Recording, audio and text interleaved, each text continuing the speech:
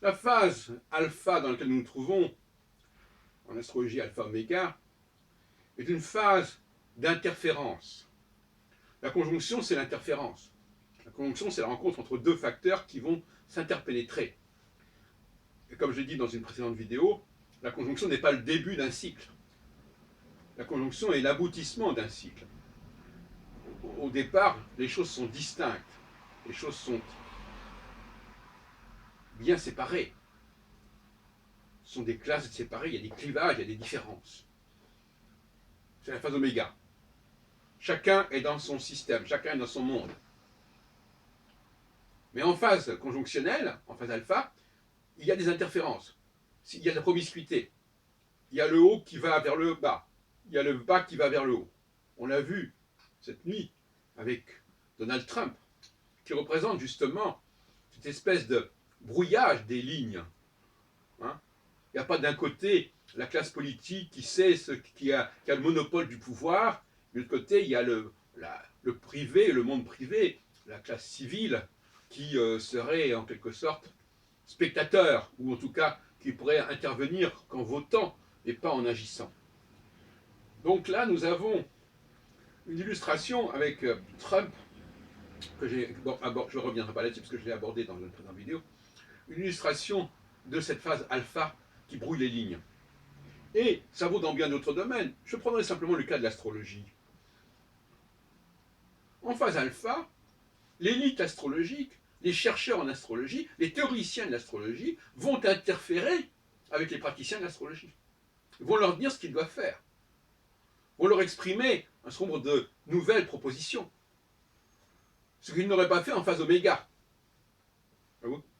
Donc, il y a effectivement un regard, un droit de regard qui se fait de la part d'un monde qu'on croyait séparé, qu'on aurait voulu distinct, et qui finalement, en phase conjonctionnelle, se manifeste par une certaine forme de proximité, et sinon de promiscuité, en tout cas par un droit de regard.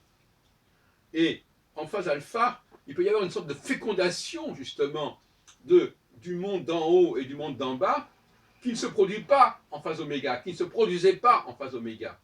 Phase oméga, chacun pour soi, chacun dans son camp, chacun dans son système.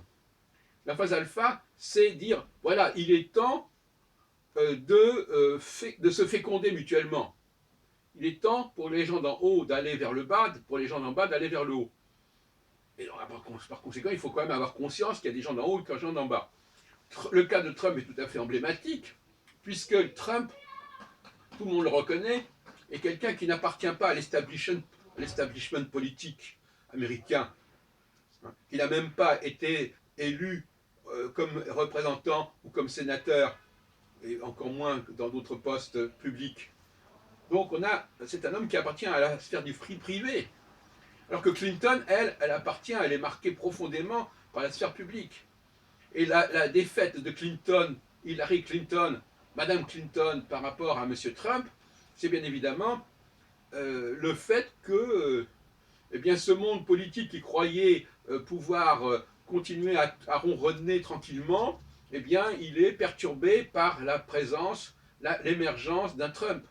Et inversement, sur le plan astrologique, ce monde astrologique qui croyait pouvoir ronronner tranquillement, eh bien, il est perturbé, il est interpellé par des gens comme moi qui font des observations plus ou moins bien appréciées, mais qu'ils ne peuvent pas ignorer totalement et qui peuvent permettre justement de décristalliser, de mettre fin à une certaine sclérose, un certain enfermement, une certaine ghettoisation.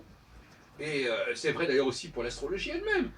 Le fait que l'astrologie puisse, en phase conjonctionnelle, en phase alpha, interpeller d'autres disciplines, alors qu'on l'avait mis un petit peu à l'écart, c'est également, je le souhaite en tout cas, c'est également la possibilité de brouiller les pistes. De la même façon, par exemple, que le Front National, on peut se poser la question de savoir si le Front National ne bénéficie pas aussi de cette phase alpha, à savoir ce dépassement des préjugés, ce dépassement des clivages, ce dépassement des enclavements. Et donc c'est le désenclavement précisément. C'est une période où les frontières sautent, où ce qui paraissait inconcevable se produit. Et en ce sens, effectivement, l'intervention du Brexit avec le peuple d'en bas, qui donne son avis et qui force la main au monde politique britannique, sinon au monde financier, c'est également une phase alpha. Et en ce sens-là, le phénomène Brexit et le phénomène Trump est exactement du même ordre. De la même façon d'ailleurs qu'en Hongrie, actuellement, le chef se voit mettre en challenge par les référendums qu'il organise et où il y a une protestation de la part du peuple. Voyez-vous?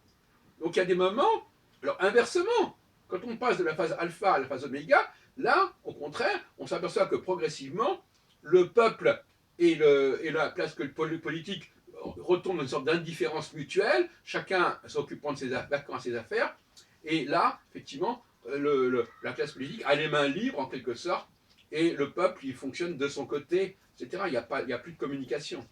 Et puis ça reprend, évidemment, comme ça, indéfiniment. Donc il faut bien comprendre, la grande leçon, c'est que la phase oméga est la phase de la désunion, mais ce n'est pas une désunion, c'est la non-union.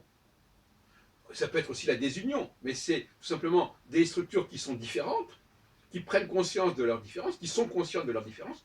Et la phase alpha, elle montre que, eh bien, à un moment donné, il va y avoir une fécondation, il va y avoir des interférences, il va falloir être à l'écoute de l'autre camp, il va falloir compter avec l'autre camp. Celui d'en haut comme celui d'en bas.